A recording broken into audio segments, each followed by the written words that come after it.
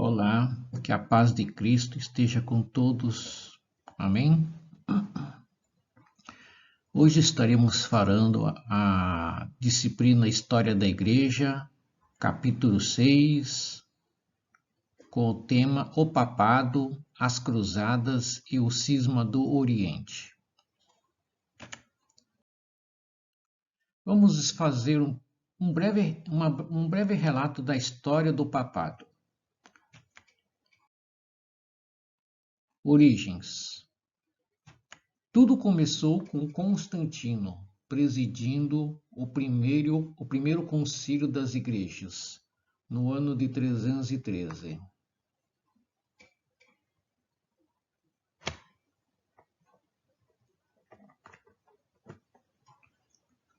Depois foi construído a primeira basílica em Roma, e no ano de 402, Inocêncio I, dizendo-se governante das igrejas, exigiu que todas as controvérsias fossem levadas a ele. E em 440, Leão I aumentou sua autoridade e sendo visto por alguns historiadores como o primeiro Papa. E a palavra Papa significa pai. Até o ano 500, todos os bispos ocidentais foram chamados assim, e assim aos poucos restringiram esse tratamento aos bispos de Roma, que, valorizados, entenderam que a capital do Império desfeito deveria ser a sede da Igreja. Então aqui nós podemos ver nesse slide a Basílica de São Pedro. As tradições. No segundo século surgiu uma tradição propagada por Irineu, de que tanto Paulo como Pedro haviam fundado e dirigido aquela igreja.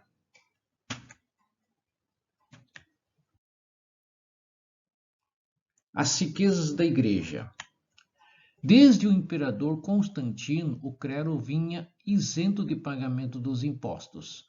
Governos posteriores dispuseram que só fossem ordenados para o sacerdócio os de pequena fortuna, de poucas posses, de pouca ou nenhuma formação, não poderiam ser ordenados como sacerdotes.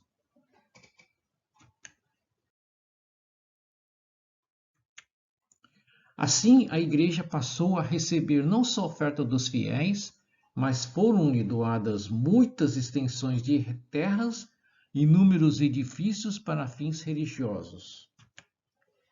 A igreja tornou-se rica na Europa, chegando a dominar quarta parte dos territórios da França, Alemanha e Inglaterra. Rendas incalculáveis enchiam os cofres da igreja, isso sem falar do dinheiro arrecadado na venda das indulgências. Aí, mais uma vez, a Basílica de São Pedro. Então, vamos estar falando agora, neste momento, a respeito da organização hierárquica eclesial. Essa organização, ou melhor, antes da organização hierárquica eclesial que sobrevive até hoje, o povo de Roma era responsável por eleger um papa após a morte do seu predecessor. E por determinação do Concílio de Latrão, em 1179, a eleição do Papa foi reservada aos cardeais, reunidos no Sacro Colégio com um decano e um carmelengo. E muitos dos cardeais servem na Cúria Romana, que assiste o Papa na administração da Igreja. Agora vamos estar falando do poder temporal. Desde que se instituiu a sede episcopal de Roma, os fiéis e, em maior medida, os imperadores cristãos foram fazendo doações à Igreja Católica, Apostólica Romana, de bens territoriais e alguns deles constituindo importantes extensões territoriais. E no período renascentista, os estados pontífices ganharam relevo. Isto porque Roma havia se tornado, nesta época, novamente a capital do cristianismo, após dura disputa com a França, sobre quem sucederia ao trono papal e onde se situaria, se em França ou em Roma. Então, este é um capítulo à parte que vocês deverão fazer uma pesquisa, porque houve esse poder em que a França estava acima do que a Roma. Então, foi somente agora nessa época, no período renascentista, né, que verificaria, ou melhor, estava em disputa sobre quem estaria a capital do cristianismo, se é em Paris ou em Roma.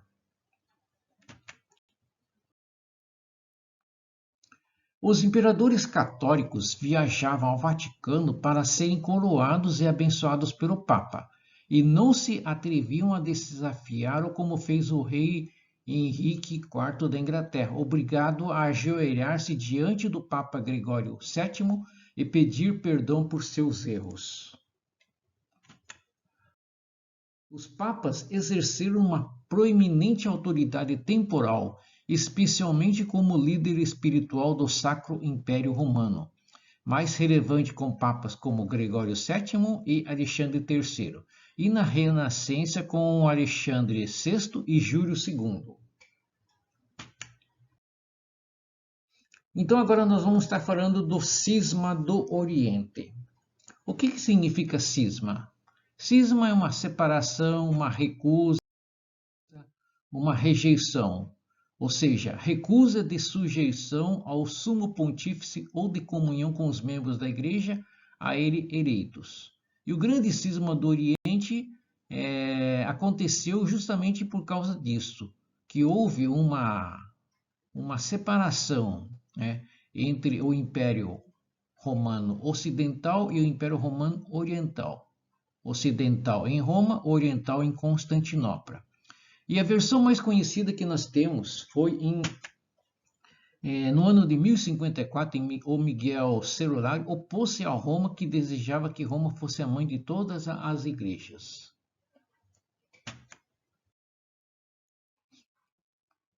E o cisma ocorreu efetivamente em 1054, porém ele foi gerado ao longo dos séculos.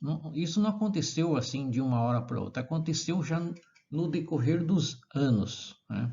E os fatores essenciais foram a distância cultural bizantino versus latinos, né? A rivalidade entre os imperadores bizantinos e os papas, que seria o cesalopapismo, e as questões teológicas disciplinares, o que seria o filioque, né? Que significa filho, pães ázimos contra os pães fermentados, o celibato dos padres e a questão central, o primado do Papa. E as diferenças fora isso, também temos as diferenças entre as igrejas do Ocidente e do Oriente, que já evidentes no século IV, tornam-se mais precisas durante os seguintes séculos, e as suas causas eram múltiplas, como as tradições culturais distintas greco-oriental por um lado e romano-germânica por outro. A ignorância mútua não só das línguas, mas também das respectivas literaturas teológicas, as divergências de ordem cultural ou eclesiástica e a ordenação de homens casados proibido no Ocidente. E também temos o uso do pão ázimo no Ocidente e do pão com fermento no Oriente, e a água acrescentada ao vinho da Eucaristia no Ocidente. E além disso, certos desenvolvimentos do culto, da liturgia do culto e das instituições eclesiásticas conferem ao cristianismo oriental uma fisionomia peculiar. A importância da veneração dos ícones no Império Bizantino e a adição do filioque ao credo de Nicéia e Constantinopla, ou seja, o trecho passava a ter seguinte leitura: o Espírito procede do Pai e do Filho. E com isso aumentou a animosidade dos ocidentais contra os orientais.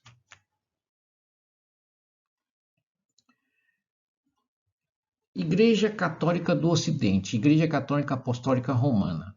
No Ocidente, as invasões bárbaras marcaram uma nova fase, gerando uma nova estruturação a partir do fim do Império Romano. A Igreja do Ocidente teve muito contato com a influência e presença dos povos germânicos. E no Ocidente, as invasões bárbaras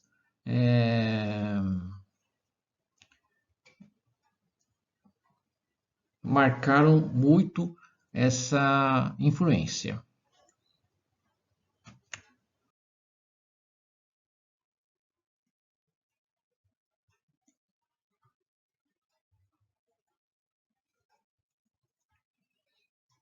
Igreja Católica do Oriente, a Igreja Ortodoxa.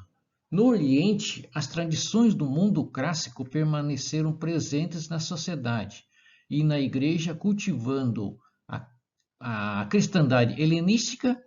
A Igreja do Oriente carregou bastante a tradição e o rito grego e integrou especialmente no Império Bizantino. Na prática, os ortodoxos seguem sacramentos típicos da Igreja Ocidental, mas não acreditam na existência do purgatório ou na infalibilidade do Papa. Mas então qual que é a diferença entre a Igreja Católica e a Igreja Ortodoxa? São muitas. Enquanto os católicos seguem fielmente o Papa, os ortodoxos seguem maior independência. A única função do patriarca, o cargo mais alto em sua hierarquia, é manter a unidade da igreja. As cruzes também não são iguais. O dos ortodoxos tem 3 barras, né? E sendo que a parte de cima foi acrescentada por acreditarem que teriam servido para a famosa inscrição INRI, abreviação de Jesus Cristo, Jesus de Nazaré, Rei dos Judeus.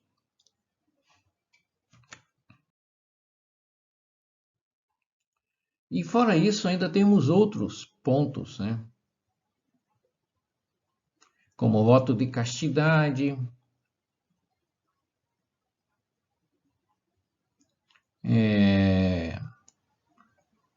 os ortodoxos era opcional para o padre, obrigatório para o bispo, e os católicos obrigatório para todo sacerdote. Também temos outros pontos que separam o cristianismo do Ocidente e do Oriente.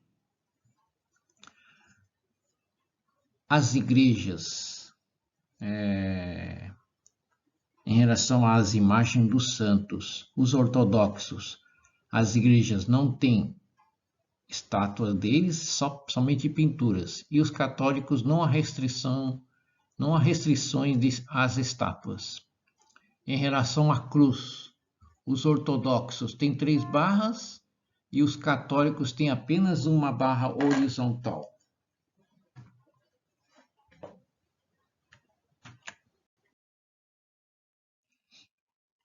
E a partir daí, as divergências entre o papado e o patriarcado acabaram provocando, em 1054, a separação definitiva das duas igrejas, que recebeu o nome de Cisma do Oriente, surgindo assim a Igreja Católica Apostólica Romana, liderada pelo Papa, e a Igreja Católica Ortodoxa, liderada pelo Patriarca de Constantinopla. No ano de 1054, houve uma tentativa de diálogo e conciliação.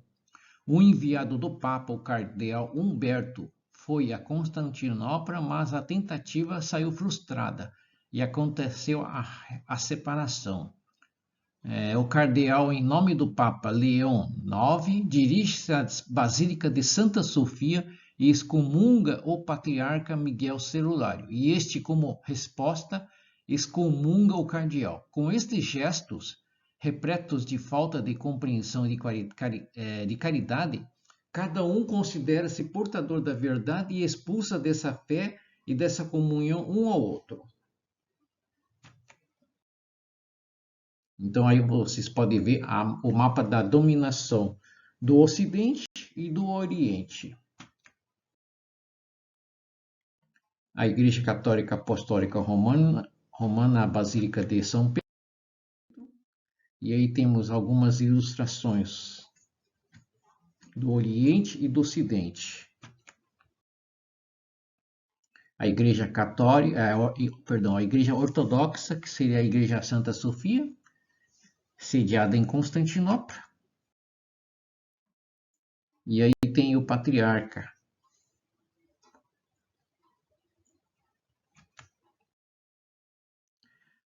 Bom, irmãos e irmãs, vamos estar falando agora a respeito das cruzadas.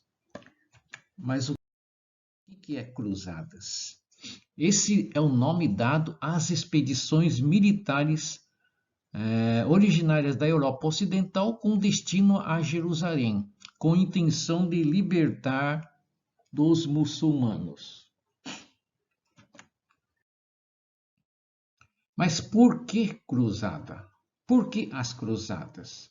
Devido ao final das invasões bárbaras, colheitas normais, baixa mortalidade, aumento da população, falta de terras, ou seja, falta de terras para os governantes governarem, aumento da população gera marginalização e temos aí uma disputa entre os nobres, os cavaleiros, com os pobres ladrões.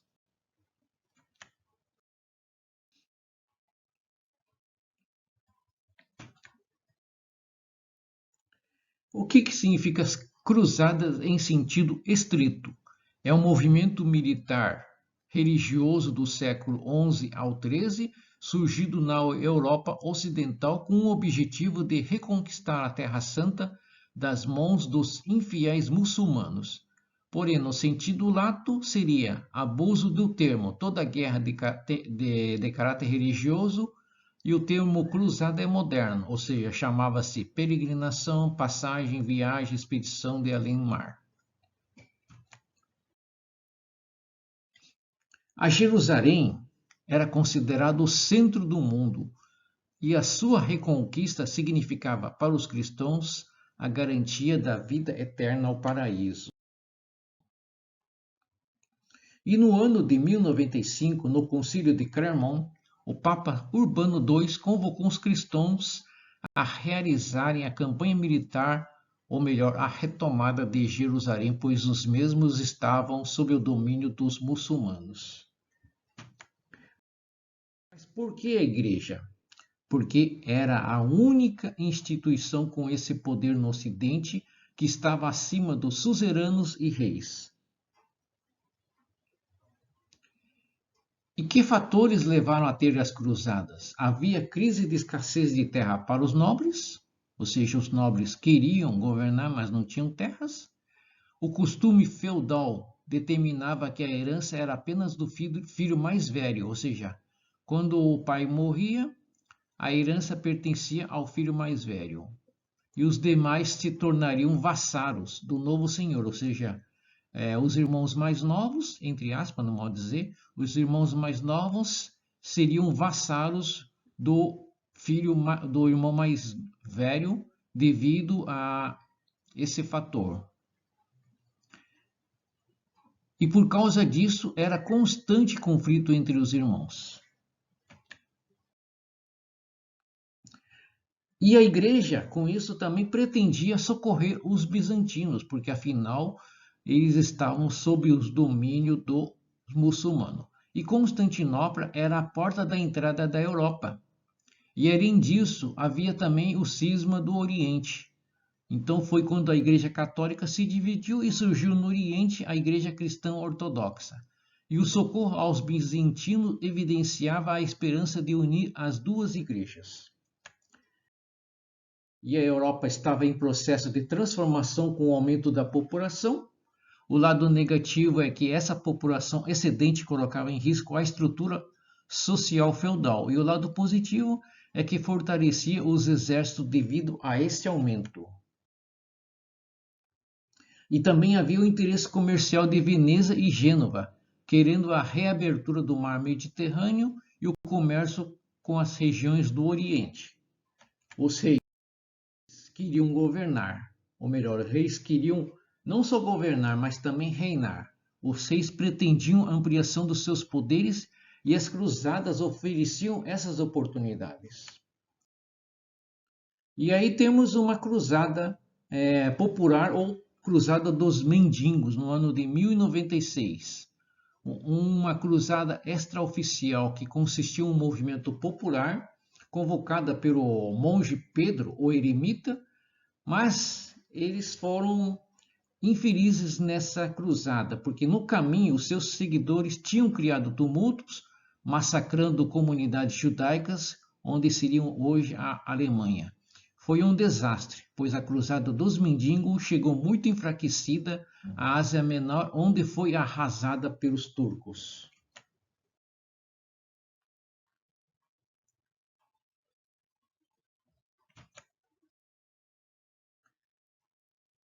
As principais cruzadas foram ao todo 9 cruzadas oficiais num período de 200 anos.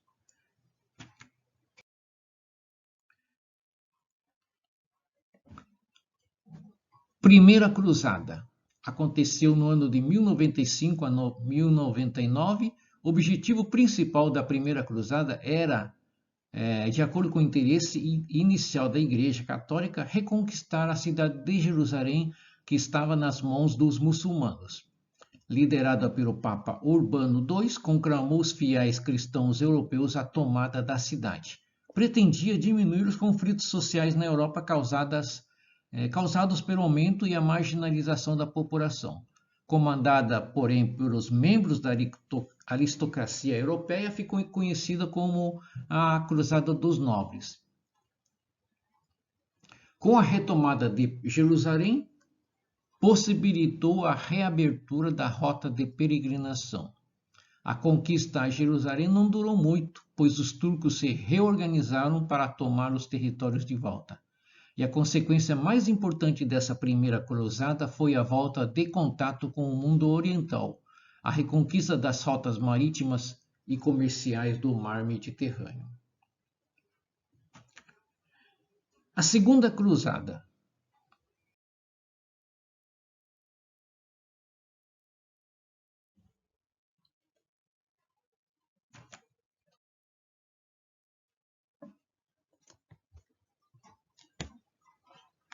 Então podemos ver nesse slide, né, a rota dos combatentes que saíram no modo que seria hoje a atual França para ir até onde seria a Jerusalém.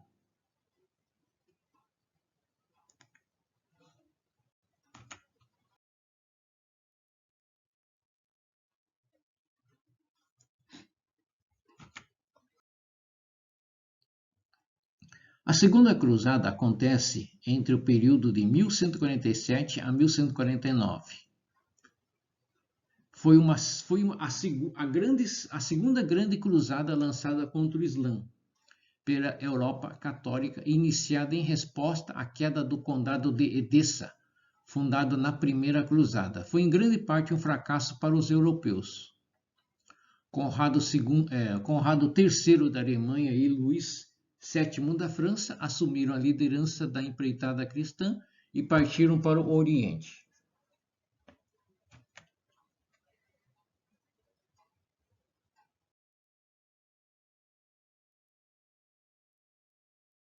Porém, esse segundo movimento não foi tão bem sucedido no Oriente quanto o primeiro e fracassou, não atingindo seus objetivos. A única vitória dos cruzados ocorreu em Portugal, quando eles conseguiram tomar a cidade de Lisboa dos muçulmanos em 1147.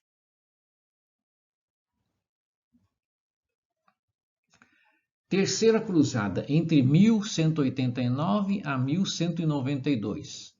Pregada pelo Papa Gregório VIII após a tomada de Jerusalém por Saladino em 1187 e ficou denominada a Cruzada dos Reis, por causa dos que houve a participação dos 3 principais soberanos europeus da época, que seria o Filipe Augusto da França, Frederico Barba Ruiva do Sacro Império Romano Germânico e o Ricardo Coração de Leão da Inglaterra, constituindo a maior força cruzada já agrupada desde 1095. A novidade desta cruzada foi a participação dos cavaleiros teutônicos.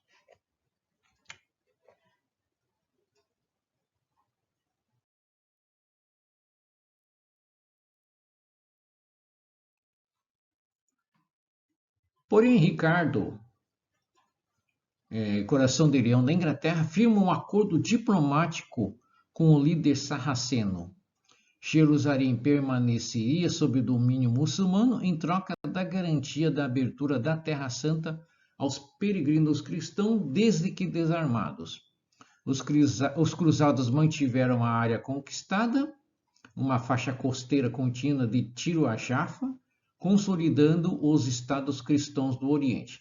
Apesar de não conseguir o objetivo principal da Terceira Cruzada, que era a reconquista de Jerusalém, Ricardo ganhou prestígio e respeito do povo cristão e muçulmano, e o mesmo acontecendo com Saladino, transformado em herói do Oriente e em exemplo da cavalaria medieval na Europa. Então, essa Terceira Cruzada teve até um filme uns tempos atrás aí, no qual vocês poderiam até assistir. Não lembro o nome do filme, mas depois estarei passando. Temos agora aqui nesse slide,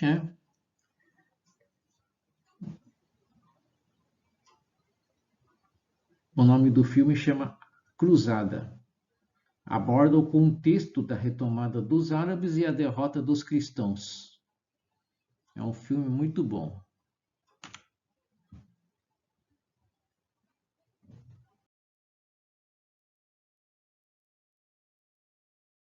Agora nós temos a Quarta Cruzada, pregada pelo Papa Inocêncio III, com o intuito de recuperar o domínio cristão em Jerusalém, que estava sob hegemonia dos turcos otomanos, foram desviados pelo duque de Veneza Henrique da Douro.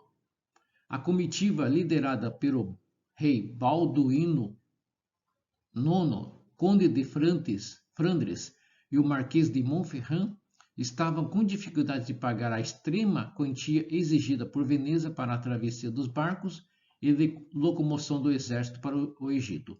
Dandolo, aproveitando-se da situação, propôs uma incursão até a cidade de Zara, Croácia, para a tomada dos húngaros.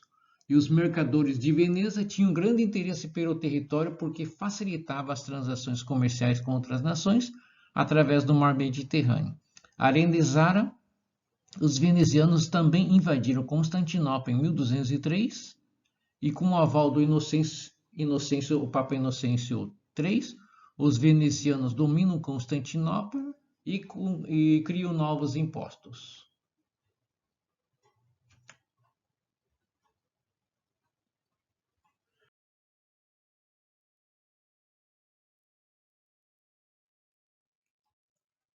Aqui nesse mapa nós podemos ver a tomada de Constantinopla marcou a presença do Império Latino, servindo de ponte entre o Mar Mediterrâneo e o Mar Morto.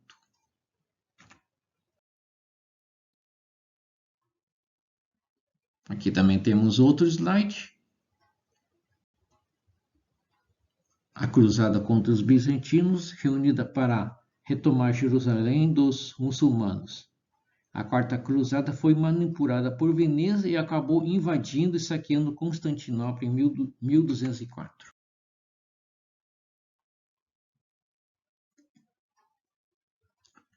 Então aí está os reais interesses da Veneza: controlar a rota de comércio do Mar Negro e as regiões vizinhas.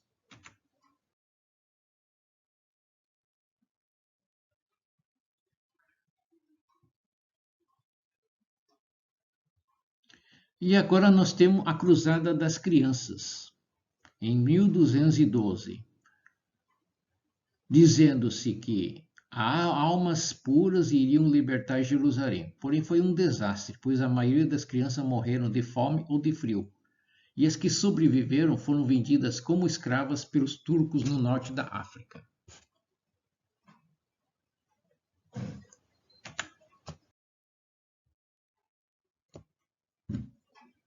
Então aí nós temos novamente o slide da Cruzada das Crianças.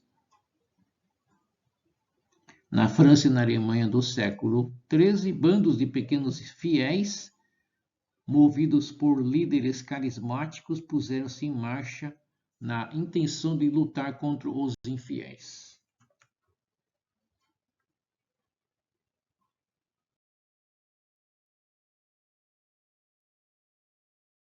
Agora nós temos a Quinta Cruzada, aconteceu em 1217 a 1221. Em 1217, o Papa Honório III lançou o pedido por uma nova cruzada, com o apoio do rei da Hungria e do Duque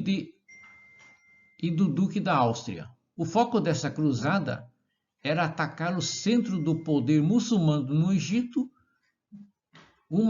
para uma vez desmontada a capacidade de contra-ataque muçulmano e recuperar Jerusalém. Cerca de 300 navios partiram ao Egito e conquistaram a cidade de Damietta em 1218. Em 1221 tentaram avançar pelo rio Nilo, mas o sultão inimigo conseguiu forçar um recuo e recuperar Damietta ainda naquele ano.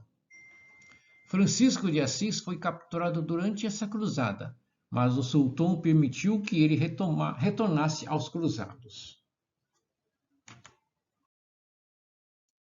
Então aí nós podemos ver a Quinta Cruzada, a rota que saíram de Veneza alguns foram para um pouquinho mais no norte, nas terras da Turquia, que seria hoje atual, e alguns foram lá para Jerusalém e alguns foram lá para no norte do Egito. A Sexta Cruzada foi liderada pelo imperador Sacro Império Frederico II, que tinha sido excomungado pelo Papa. Essa Sexta Cruzada aconteceu em 1228 a 1229 e, aproveitando-se das discórdias entre os muçulmanos, Frederico II conseguiu, por intermédio da diplomacia, um tratado com o sultão que lhe concedeu a posse de Jerusalém, Belém e Nazaré por 10 anos. Mas a derrota dos cristãos em Gaza fez-los perder os santos lugares em 1244.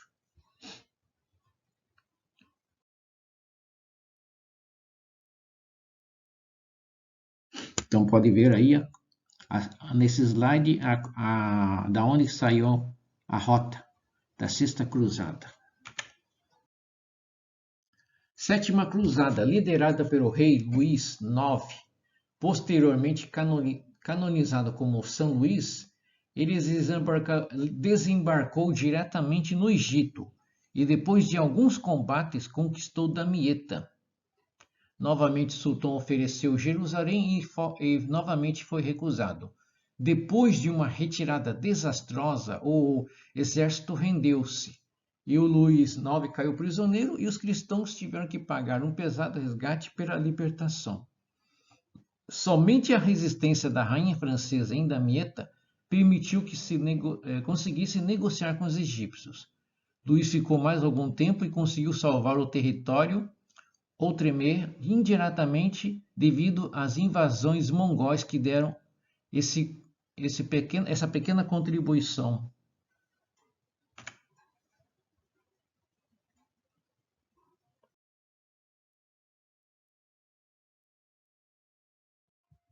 Então aí temos a rota da Sétima Cruzada.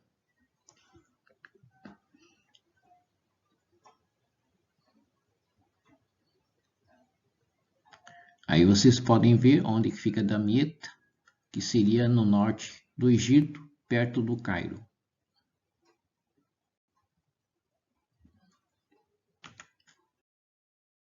A Oitava Cruzada. Luís IX partiu inicialmente para o Egito, que estava sendo devastado pelo sultão. Dirigiu-se depois para Tunis, na esperança de converter o emir da cidade e o sultão ao cristianismo.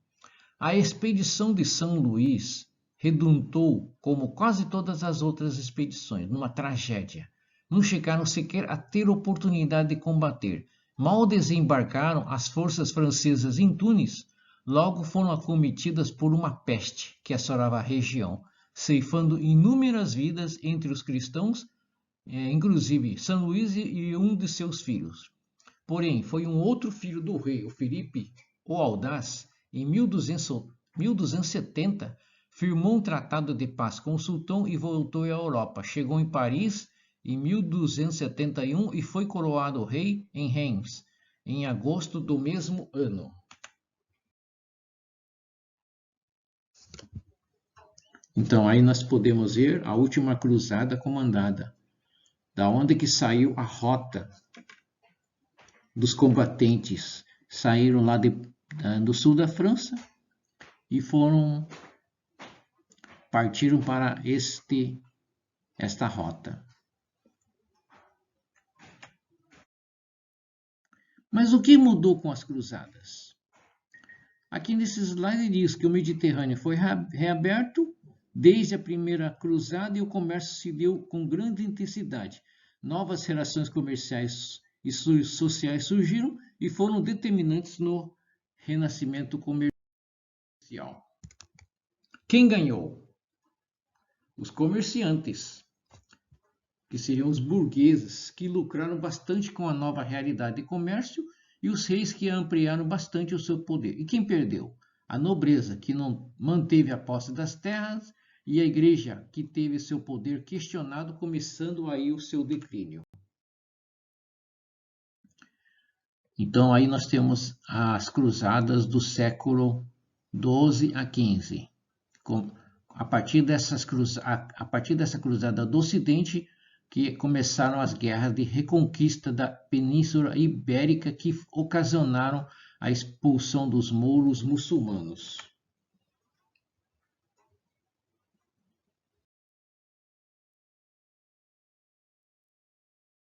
Reconquista cristã. O que é essa reconquista cristã? Este nome é usado para identificar a recuperação do território da Península Ibérica ocupado pelos muçulmanos. E neste conflito, a religião teve um papel importante para unir diferentes grupos étnicos como francos, bascos, das Astúrias, íberos e godos. Os primeiros grupos de cristãos nas Astúrias resistiram para garantir a sua subsistência, e os francos resistiram para defender as vias de comunicação com a Península Ibérica. A Península Ibérica seria formada hoje pelo atual Portugal e Espanha. Os bascos e os francos uniram-se para combater o inimigo comum, que seriam os muçulmanos. Após o desmembramento do Império Carolíngio, a luta foi continuada pelos senhores locais, e estes formaram os reinos de Navarra e Aragão e no Condado de Catalunha.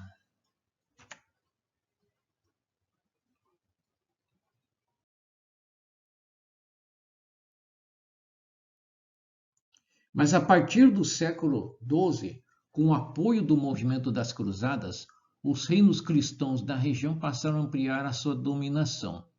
Vários reinos e outros territórios foram criados após a batalha, como o Condado Portucalense, que seria hoje Portugal, o Reino de Aragão, o Reino de Castela, Reino de Navarra, Reino de Leão, que seria hoje uma parte Espanha e uma parte Portugal. A partir destas conquistas, exércitos foram formados para lutar contra os mouros, garantindo a manutenção das posições geográficas conquistadas, ou melhor, conseguidas. As principais consequências das guerras da Reconquista foram a criação de dois estados nacionais, Portugal e Espanha. A formação de Portugal ocorreu a partir da formação do Condado Portucalense no noroeste da península, expandindo-se para a faixa litorânea ao sul, conquistando áreas urbanas e de forte comércio que eram controlados pelos mouros.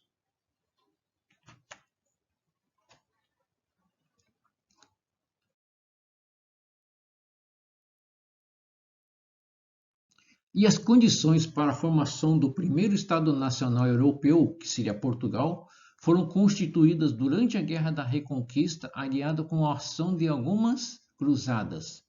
A reconquista dos territórios espanhóis foi a mais demorada.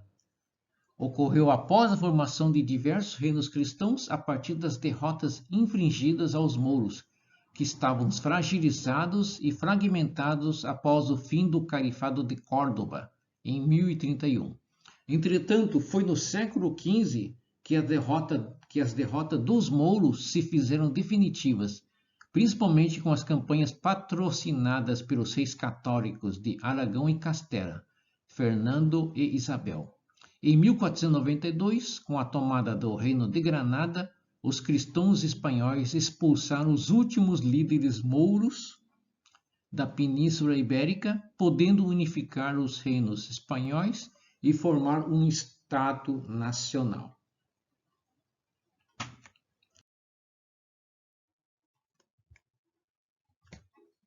Aí nós temos um slide referente aos cristãos criaram reinos que ocuparam toda a região leste do Mediterrâneo durante quase um século.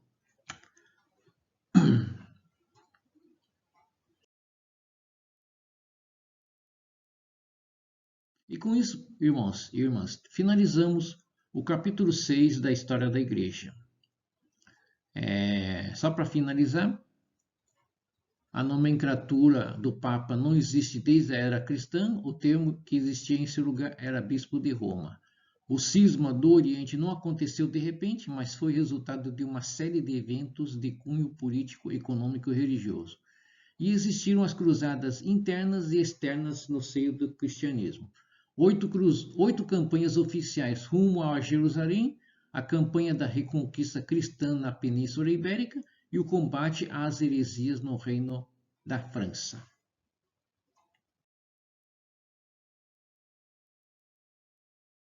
Da história da igreja.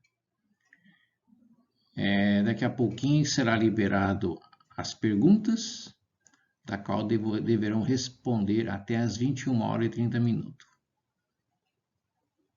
E às 21h30 estarei relatando a resposta das perguntas e farei uma oração final.